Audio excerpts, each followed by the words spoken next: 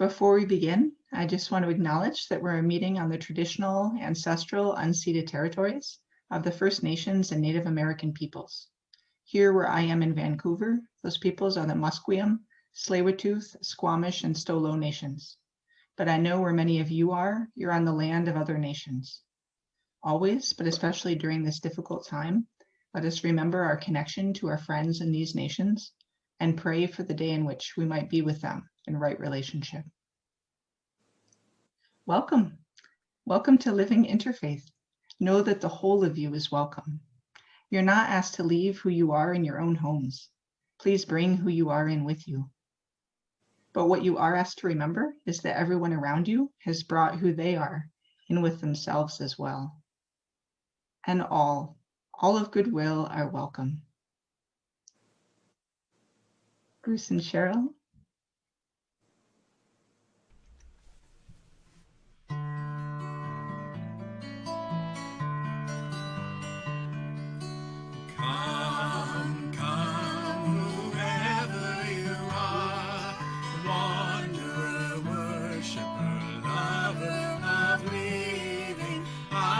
Is no caravan of despair. Come yet again, come, whoever you are, wanderer, worshiper, lover of leaving. Ours is no caravan of despair. Come yet again, come, whoever you are, though you've broken your vows 1,000 times, broken your vows 1,000 times, come yet again,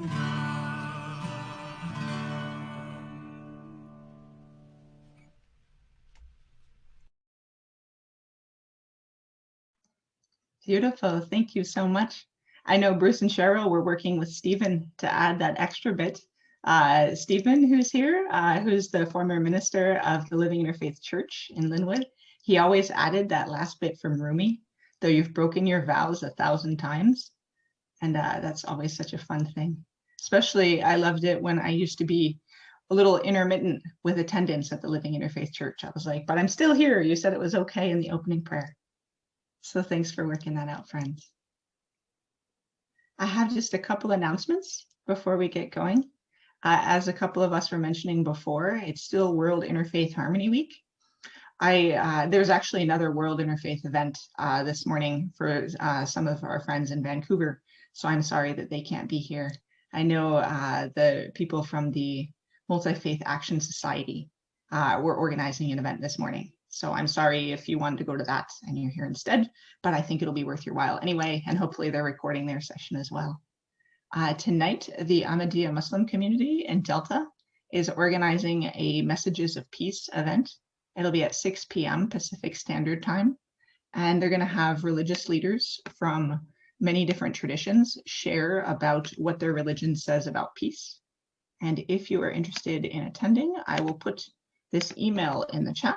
You can write to our friend Umar, and he's at that email, and you can still get the login information from him. So that's tonight at 6. And then tomorrow from 1 to 2 p.m. Pacific Standard Time, I'm going to be offering I think it's our last World Interfaith Harmony Week event this week. And it's going to be compassionate listening as an interfaith practice. Many friends know that I used to teach compassionate listening, and that was what I was doing before I was doing interfaith specifically, but I think they really work together very well. And I'll be offering that tomorrow from 1 to 2:30. So if you're interested and you just need the Zoom login, please send me an email. So if you just write in the chat that you're interested, I can get you that information. So thanks so much. And then finally, this coming Wednesday, February 10th, from 7 to 8:30 Pacific Standard Time, our friend Harold Rosen is going to be teaching his World Scriptures Group session. So every month, as I've mentioned, we do a different tradition, and Harold's amazing, and he knows how to teach on all these different traditions. And this month it's Christianity. So, and he has, I did not envy him. He put together like a history of Christianity and key passages in like a 5-page document, which I found very impressive. And so if you're interested in either the document or the session, please write to me and I can get you the information. That's Wednesday, 7 to 8:30. So that's it for our events here. Does anybody have any other events or notices you want to mention? Please let us know now.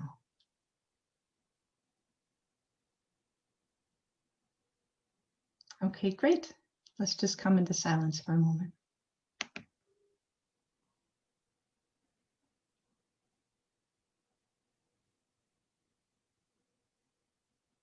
From the Lakota Sioux chief, Yellow Lark, O great spirit, whose voice I hear in the winds, and whose breath gives life to all the world.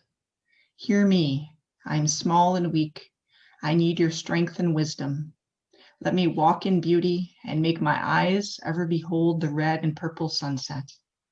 Make my hands respect the things you've made, and my ears sharp to hear your voice. Make me wise so I may understand the things you've taught my people. Let me learn the lessons you've hidden in every leaf and rock. I seek strength not to be greater than my brother, but to fight my greatest enemy, myself. Make me always ready to come to you, with clean hands and straight eyes, so when life fades as the fading sunset, my spirit may come to you without shame.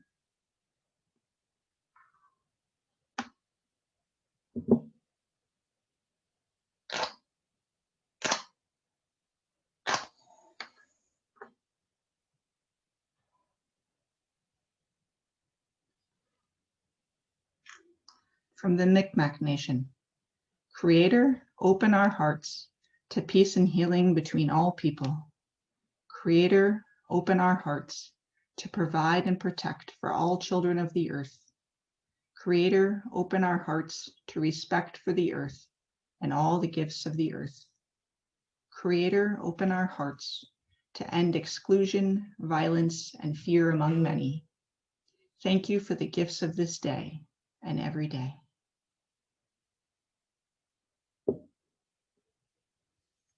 Now we can offer each other a sign of peace. If folks would like to unmute themselves, you can say something like, peace be with you as well. Assalamu alaikum wa alaikum assalam. Peace, everyone. It's so wonderful seeing you. Peace, Peace friends. be with you. Peace, everyone. Peace to all. Peace to Peace all. be with you, Peace Peace all. be with you. Peace to and you also all. with you. Peace, friends. Peace. Thank you so much, friends. When you're ready, Bruce and Cheryl. It's a song we've been teaching you over the past year. We are all one people from Saskatchewan. There's a middle section which isn't on the screen. It's singing on the syllables, the vocables. So just feel free to sing along as the Spirit calls.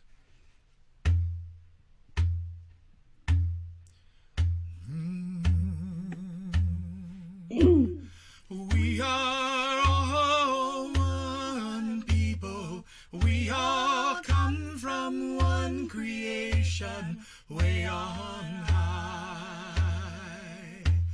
We are all one nation under one great sky, you and I.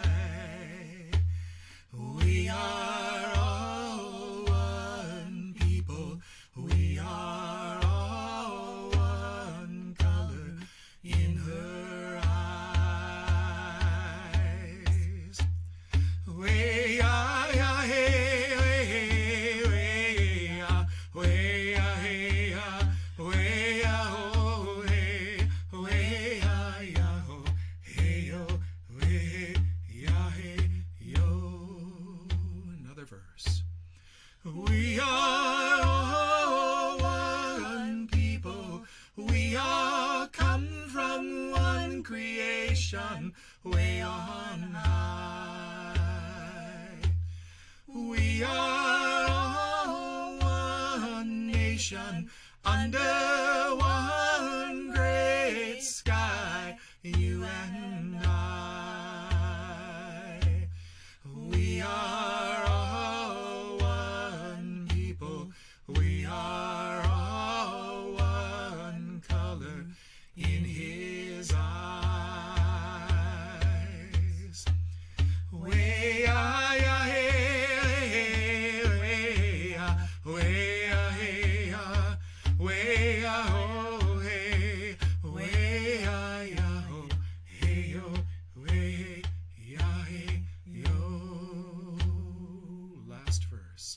We are all one people.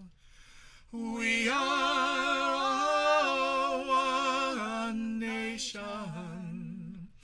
We are all one color. If we try.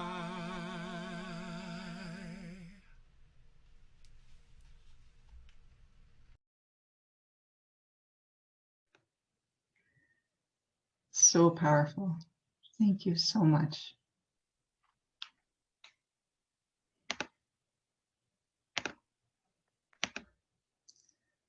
Now, friends, if you'll join me in our joint affirmation. We come together in peace. We sing together in joy and with love. We worship together in one house, a house with names beyond number. Our paths are many, our beliefs are as leaves, and the tree that we cleave to is nourished by the light of compassion, justice, and mutual respect. May our lives, our beliefs, and our actions help to bring about the world of love we all seek. And let it begin here.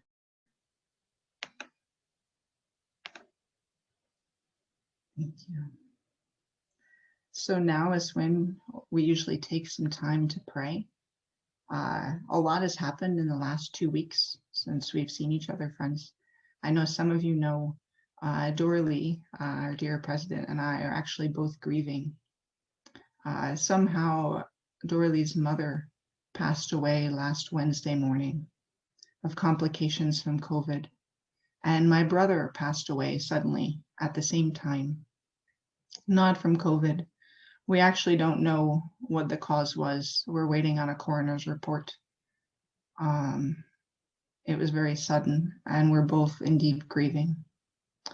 So after the service, I know I'll take a little bit of time just to talk about my brother, John. And Dorley is welcome to speak about her mother if she'd like. So it's perfectly fine if she would rather not. But right now, if we could just have a few moments in silence, praying in our own way for those who've passed on and for everyone who's in grief right now. Thank you.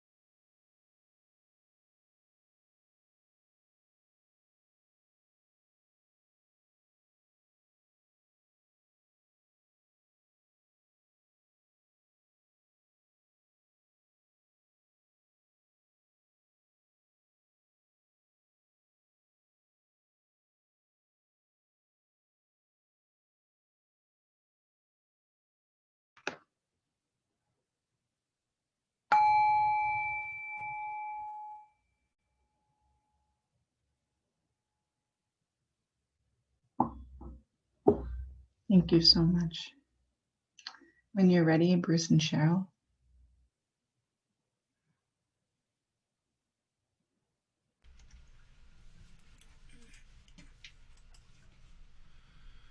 This is a song by William Prince. Tony introduced it to us this week, and we hope we can do it justice. It's a beautiful, beautiful song from Williams from the Interlake region of Manitoba.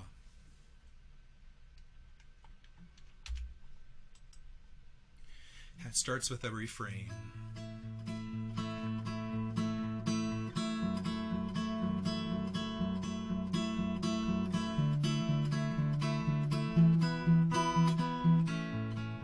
goes like this.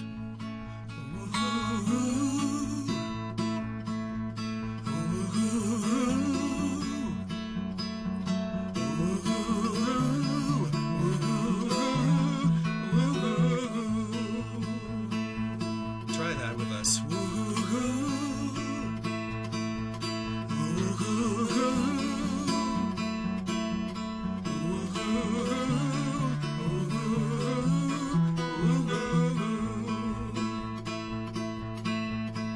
May your love be pure like an eagle. Wisdom may under every stone you turn. Let truth be your key to freedom and bind you to the path that holds the light. We're the reason that there's 7 sins and teachings.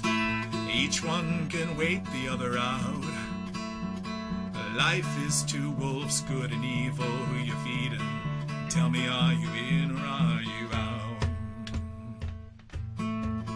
Oh, be honest and honor each other. Don't make a promise that you'll have to break. Have forgiveness when there's only hatred. Stand up for goodness sake. May your mind be vast like the ocean. Salvage the lesson from each storm you survive. Let honesty lead you across the sea. Forever keep you on the current that carries the light. And in this world that's growing older faster, humility will keep your spirit young. When you're looking far into the future, don't forget how far you've already come. Here we go.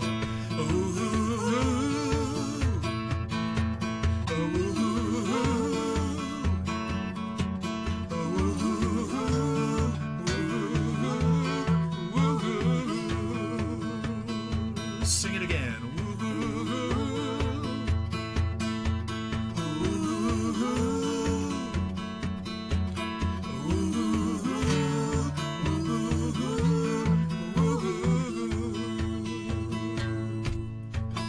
May your strength be abundant, everlasting.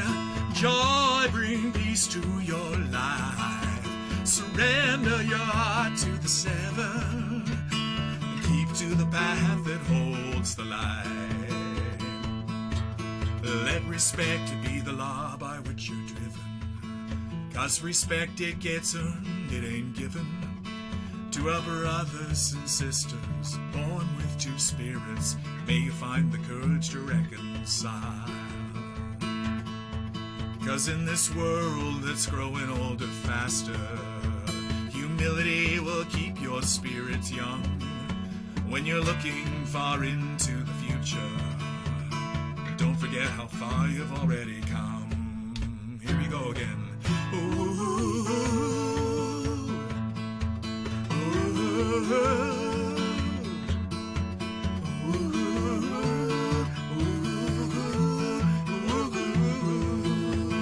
Sing it again.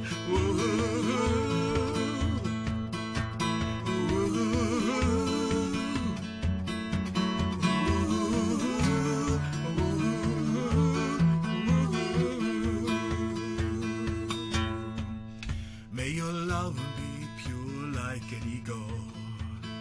Wisdom may under every stone you turn.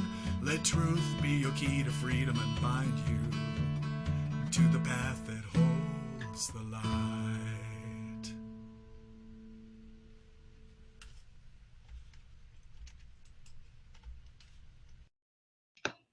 That was beautiful. Thank you so much.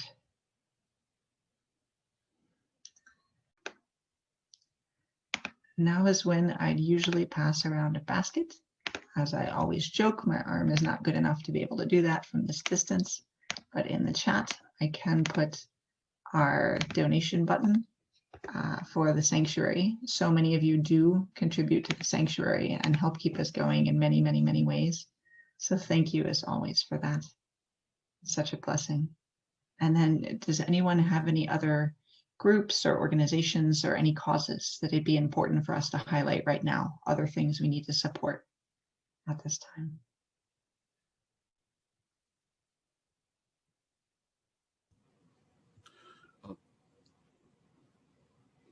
Just one,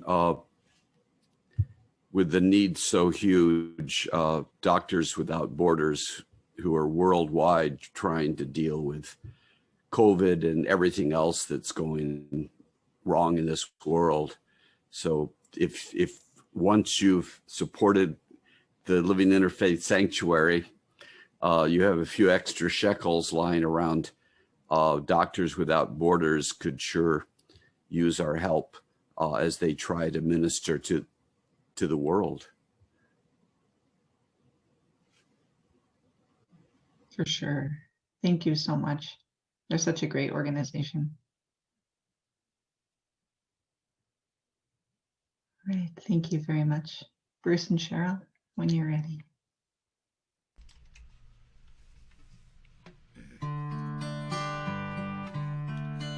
From you I receive, to you I give, together we share, and from this we live.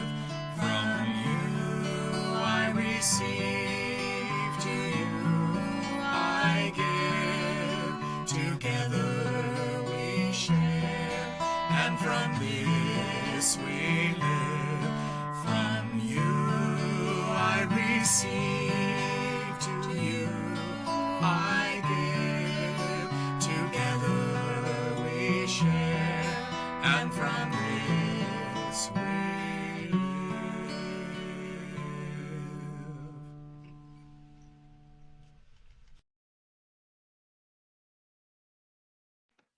Thank you so much. Now it's my honor to turn this over to my friend Tony Snow. He's the Indigenous Minister in the Chinook Winds Region of the United Church of Canada, Treaty 7. And one of the blessings of us all being online is not only do we all get to come together from different places, but we get fantastic speakers from other places. No pressure, Tony. So be happy to turn it over to you. Thank you. Thanks. I'm wondering if it's possible to make me a co-host so I can share the screen. I have a thing that I want to show a little bit later. Absolutely. So, Dagun Shawa Mintauncha Stubby, which is the words from our language that mean greetings, my relatives, my kinsmen. I'm going to start us off with a smudge of our traditional sacred medicines from our area in the mountains. I come from the Banff area. That's our homeland. We live just outside of Banff in the Stony Reserve on the foothills of the mountains along the Trans-Canada Highway. And grew up here, and the teachings of our people often shared with the Christian tradition, and how we find a great compatibility between that. And I'll be talking about that in a bit, but I just wanted to offer an opening prayer for this, with this smudge.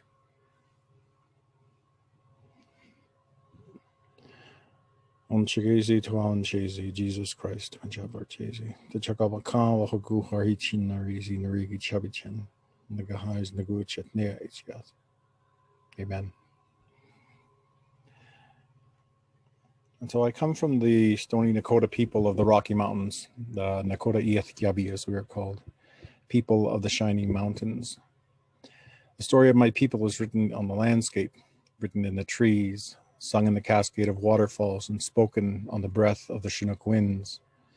Our spirits gather in the stars and watch over us, ensuring the story of our lives are lived in balance with the laws of the Creator. Stories are important markers of culture, relating us to the earth, creation, and the world of spirit and continuum. Between the veils of these worlds, we find myth, instruction, morality, and ceremony that balance us in this world and the next. We believe our ancestors are all around us, in the stones of the mountains, in the trees rooted to the earth, in the waters that sweep by, carrying us forward generationally. For Indigenous people, these are stories. These stories are more than markers of the time gone by. Stories have a spirit, stories are alive. Stories tap into the world and evolve within a realm of knowing, the spirit world, the spinning ways of knowing with past, present, and future, to speak to generations long gone and generations to come. In traditional Indigenous societies, the winter cycle was a time of hibernation, a time when it was too cold to walk outside, to do the continuous work of hunting and preparing food and gathering water and medicines. Indoors, it was a time of ceremony, a time of storytelling, a time of sharing knowledge. To the first people, the tradition of storytelling was a sacred act. Stories were not just tales and legends and recollections, but ceremonial acts. We believe that each story, as in all things in creation, has a spirit. That recounting a particular story or tradition awakens the ancestors to hear and confirm what is known, to invite them through ceremony to bring to and influence our telling through words and thoughts and recollections. For many traditions, stories, especially sacred stories, may only be heard one time in your lifetime. Their sharing may be only held by particular families, communities, or clans. So their delivery is ceremonial and guarded by cultural taboos and cultural protocols. The blessing of a story is a receipt of cultural knowledge and a new worldview or perspective to add to one's own knowledge that comes from relations, experience, and understanding. Through trust and temperance, we listen. We don't spend all our time questioning or finding our connection or conditions for understanding, but wholly listen. The frame of this learning is a respect of what is being told, an immediacy to understanding the underlying lessons and contexts, an application of this wisdom into our current situation, which is often why a story gets told, because it is needed. And we ponder, reflect, and expand upon the rationale, the gift of reason that the story emits, and gives us a workable technology to which we apply to our current predicament. And so a story is integral to our sense of being. There are sacred stories, stories of miracle, stories of medicine, stories that retain the power of their meaning by being related to some part of our understanding, often some part of the world. Many stories are embedded in the land and in recollections of that land.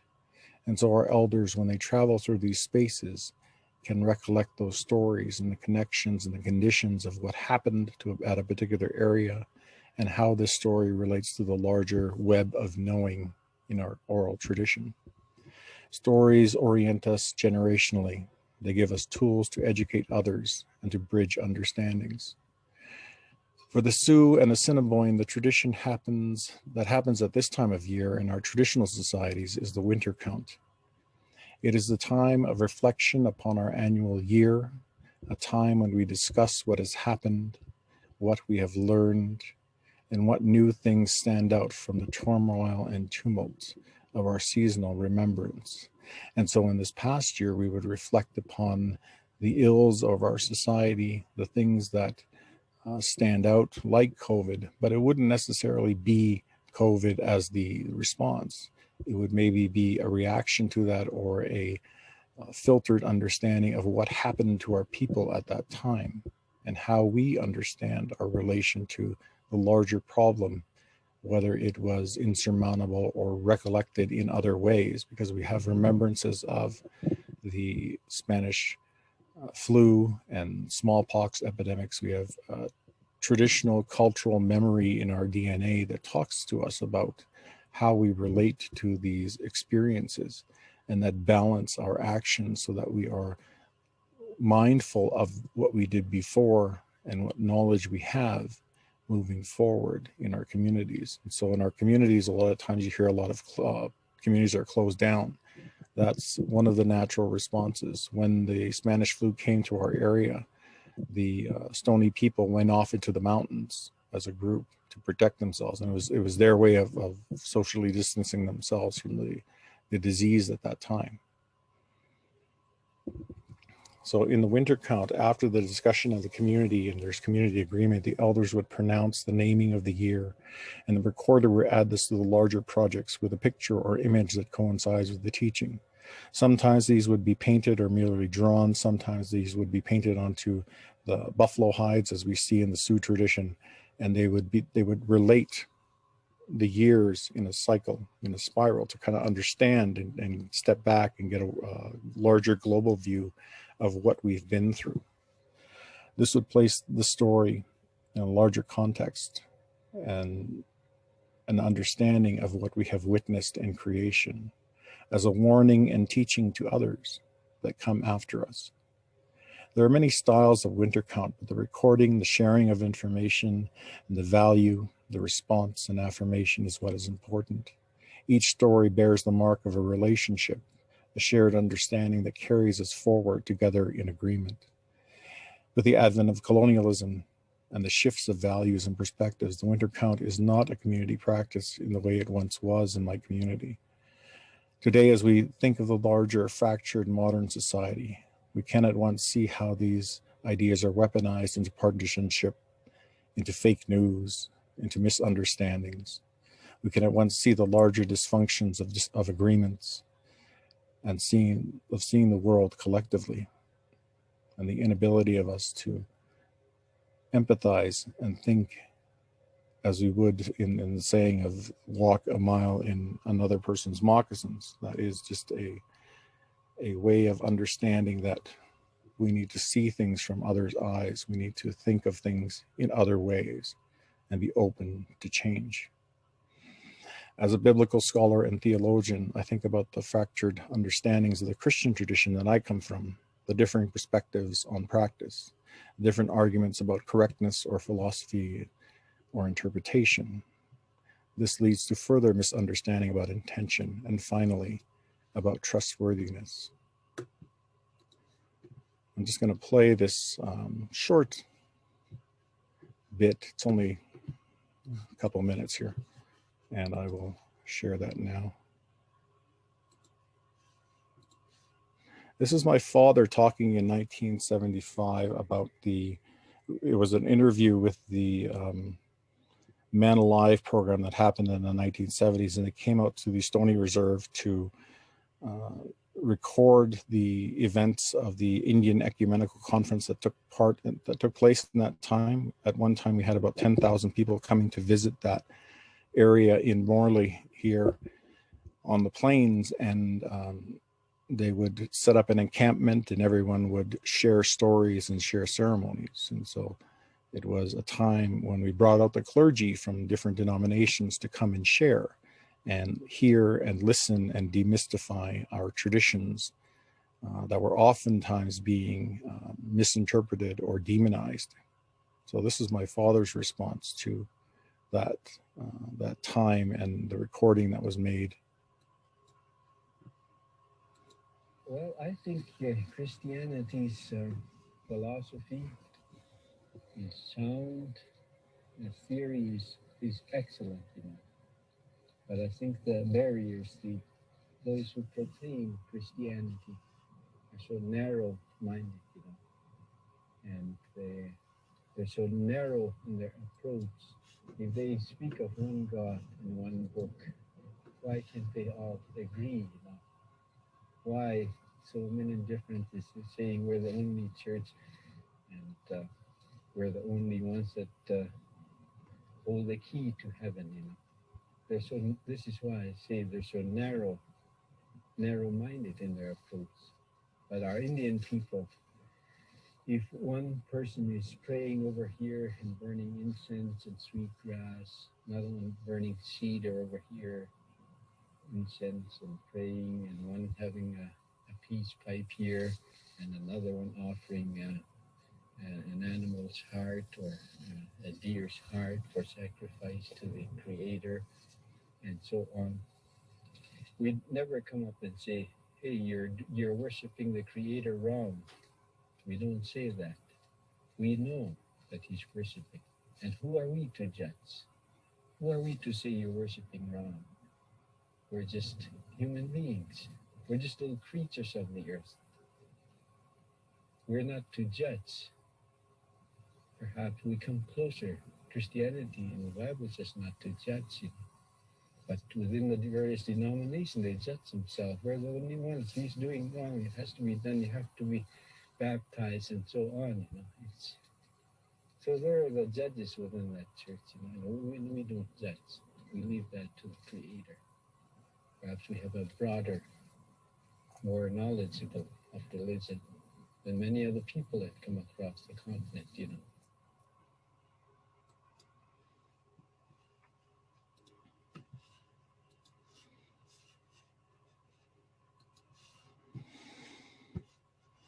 And so I'll just conclude by saying that as Indigenous people, we know that our perspectives speak only for ourselves in our relation to the Creator, in our way of knowing. And each one of our peoples has a different understanding of what makes our interpretation of creation, ceremony, signs, and teachings unique. Yet we also know, as my father says, we have no right to determine or question what others think. The Creator gave them a way of understanding that is unique for them. And so our notion of storytelling is surrounded by the idea of these are the lessons of our people. These are the lessons of our understanding.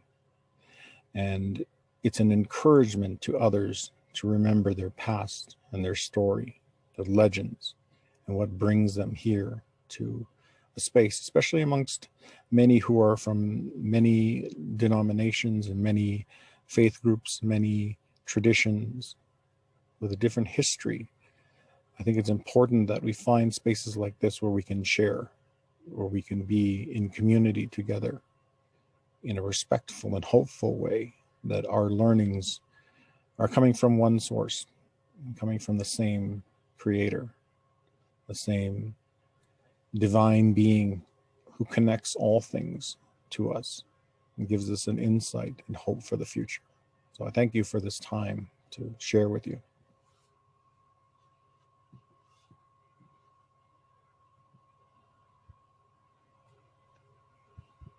That was wonderful. Thank you so much, Tony.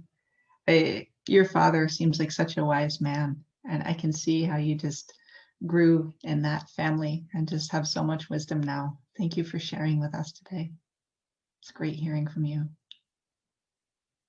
When you're ready, Bruce and Cheryl, I think they have one more song for us.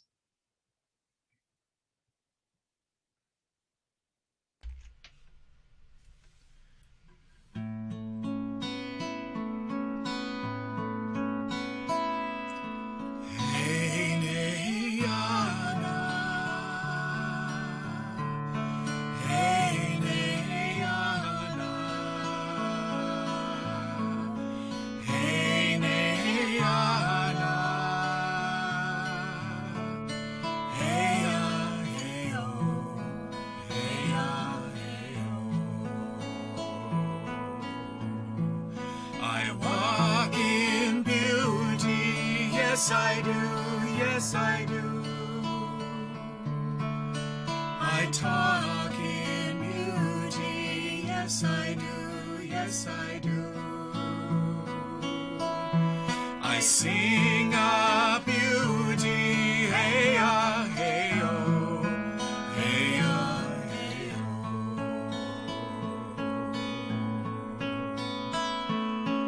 Hey, nay, ana.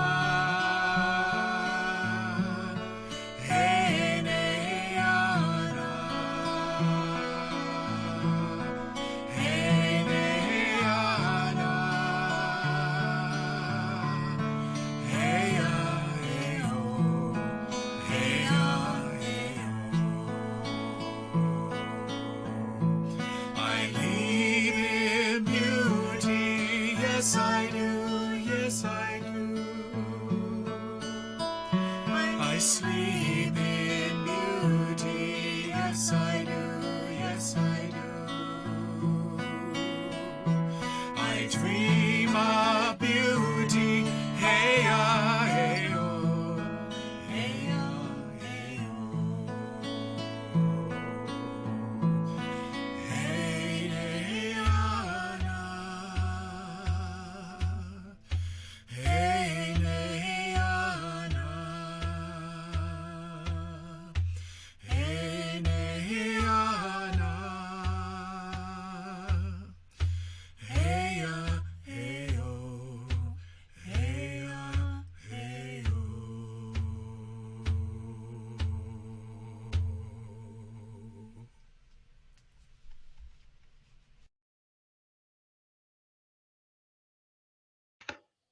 Wonderful. Thank you so much. Friends, let us go now in love and joy. Let's go listen to one another and also listen to our own ancestors, our own family stories that we carry with us.